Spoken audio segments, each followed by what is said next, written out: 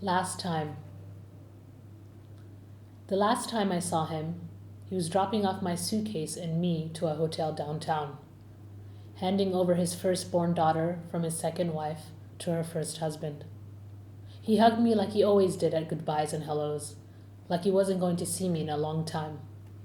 He laughed and smiled, proud. I had squeezed all my possessions in 2 large suitcases, and he left me in the lobby knowing I was moving to the old continent to start my life as a respectable wife, finally. I should have lingered a little longer, for it would take 5 years until I would see him again, unrecognizable, his sunken frame in the forlorn bedroom downstairs. When I remember my father now, it's with immense regret thickening my throat like homemade marmalade, making it hard for the coffee to go down. Lost in my own mistakes, I wasted his voice on my voicemails, not understanding the foreshadow, the disease that would silence him. I can remember bits, something like desperation in those messages, while I did what I was taught best by my mother, ignoring and deleting. As a young girl back in our home country, I hardly saw him. He worked hard, often traveling abroad and meeting dignitaries from other countries, speaking in their mother tongue, dazzling with his charisma. When he came back, he was excitement and gifts, his presence permeating awe and respect. I showed off for him shyly in my Mary Janes, not knowing when I could take the stage of his audience again. War sent us abroad, and my mother made some hard decisions, which landed us on the sunny beaches of California. There, my father reinvented himself, or resigned, the suburban driver of 7 kids, taxing us to and fro. Being a politician is advantageous in such changes, for he eased into his minivan and soccer matches like he had never had another life of addressing the UN and being chauffeured in foreign cars. Yet, there was some remnants of his past life. Our television was constantly on news channels, most of the day resembling a debriefing room. He held insomniac hours and took daily cat naps, and the strange gaps between errand runs. Perhaps he was lonely, missing, like his daughter is now in her own foreign city with little sunlight. The last time I saw him, I took him for granted. Self-centered and anxious to move away, to break cultural ties and sip wine openly in cafe bars, I wanted to match the distance I felt in my heart physically by land and by sea. He was the unfortunate bystander, the civilian to my ignorant bombing. The target had always been my mother, for the pain she caused me, for our lack of connection that was incoherent to me. I did not know then he was the glue for all the cracks in my gloomy home in the Sunshine State. So, I left and left and left. I threw myself into experience, a lonely girl untethered by a family and legally moored to an unavailable man. I sought refuge in dark bars with old veterans, at ease with the unspoken rule of sticking to the surface of things. I passed the time with odd-length contracts at prestigious universities, stalling the homecoming with late outings. That was the first half, before I re-emerged and unmoored myself from absence. But the second half came a beat too late. Destined as I was to learn the hard way, I ate away all those years, drowned my chances of ever seeing him the same. What comes after no longer matters, says my regret. The second half watches me as I see him thinned from hair to bones, silenced and old. I do not know him, for he is a shell, a skinny caricature, a cruel lesson from procrastination. Now I watch him undone. Having my baby son on my side deepens the wound, knowing all that he will learn my father has lost forever. The last time I saw him is the way I want to keep him. Healthy, meaty, full of charisma, his voice strong, his gray eyes alive. There were no regrets then. no foreshadowing of my irresponsibility. Only his affectionate hug, whispering to me that he loves me. Das letzte Mal von Lubi Barre. Das letzte Mal, als ich ihn gesehen habe, hat er mich und meinen Koffer vor einem Hotel in der Innenstadt abgesetzt. Und die erstgeborene Tochter seiner zweiten Frau, ihrem ersten Ehemann, zu übergeben. Wie bei all unseren Verabschiedungen und Begrüßungen hat er mich umarmt. Als würde er mich jetzt lange nicht wiedersehen. Gelacht hat er dabei und stolz gelächelt. Mit all meinem Hab und Gut in 2 großen Koffern verstaut, hat er mich in die Lobby gestellt. Zuversichtlich, mich auf dem Weg zum Old Continent zu wissen, wo ich endlich ein Leben als ehrbare Ehefrau führen würde. Es sollte 5 Jahre dauern, bis ich ihn das nächste Mal gesehen habe. Seine eingesunkene Gestalt im verlassenen Erdgeschoss-Schlafzimmer kaum wiederzuerkennen. Heute verstopft mir bei der Erinnerung an meinen Vater ein unermessliches Bedauern die Kehle, zähflüssig wie selbstgekochte Marmelade.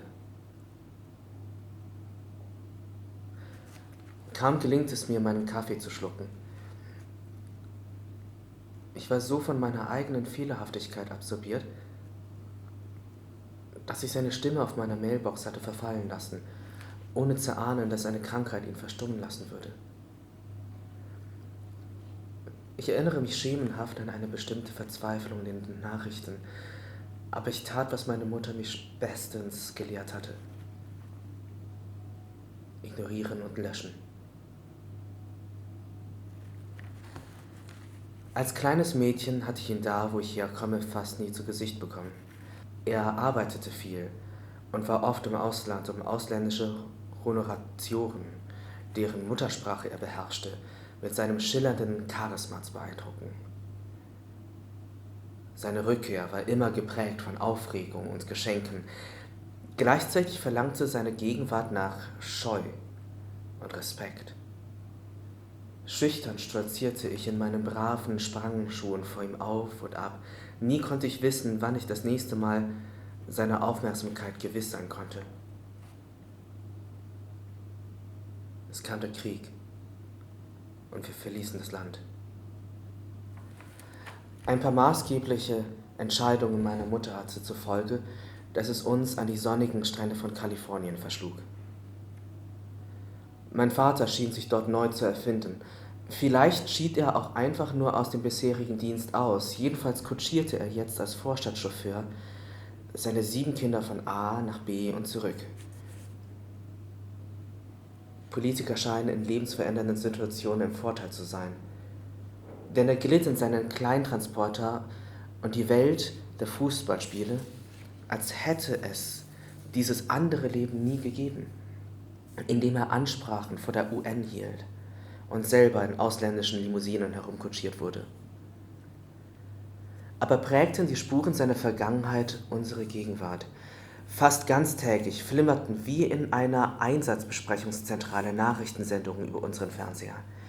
Und während er einerseits unter Schlaflosigkeit litt, verfiel er andererseits in den kurzen Pausen zwischen seinen täglichen Erledigungen immer wieder in Kurzschlaf.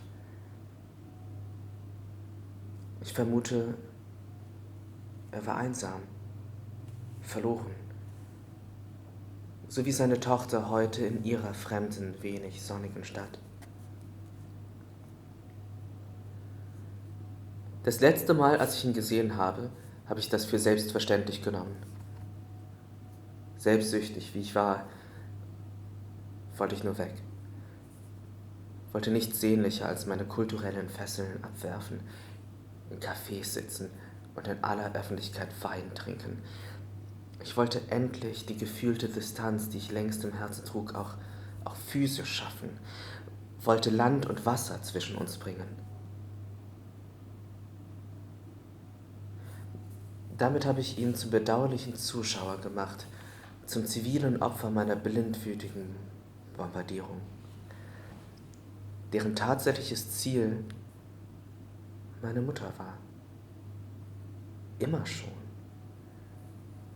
Für all den Schmerz, den sie mir zugefügt hatte, für die fehlende Bindung, die ich mir nie erklären konnte.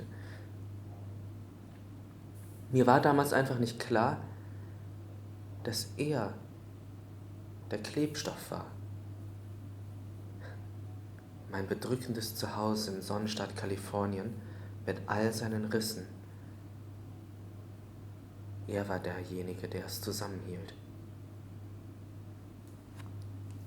Und so entfernte ich mich weiter und weiter und weiter. Wollte so dringend neue Erfahrungen sammeln.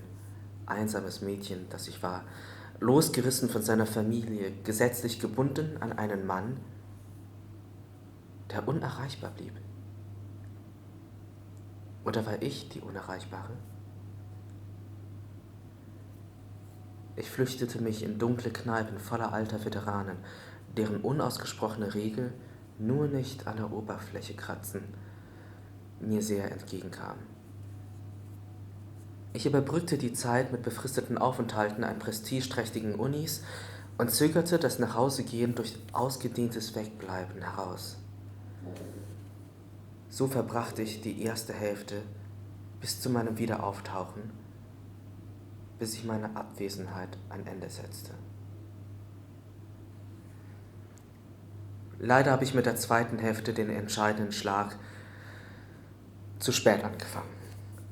Meinem Schicksal entsprechend musste ich auf die harte Tour lernen, dass ich diese Jahre damit verbracht hatte, jede Chance zu verspielen, ihn jemals so wiederzusehen, wie ich in Erinnerung hatte. Alles danach macht jetzt auch keinen Unterschied mehr. Dünner die Haare, dünner die Knochen, verstummt und alt. So sehe ich ihn wieder.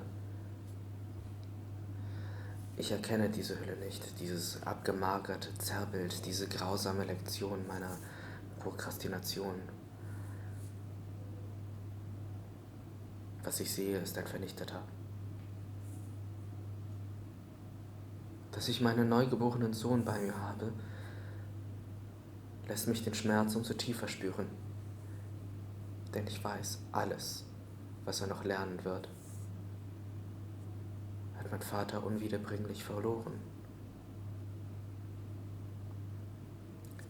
Ich will ihn so bewahren, wie ich ihn das letzte Mal gesehen habe. Gesund, kraftvoll, vor Charisma strotzend. Die Stimme fest, die grauen Augen lebendig. In diesem Moment gab es nichts zu bedauern, keine Vorahnung meiner kommenden Verantwortungslosigkeit. Nur seine zärtliche Umarmung, während er mir zuflüstert, dass er mich liebt.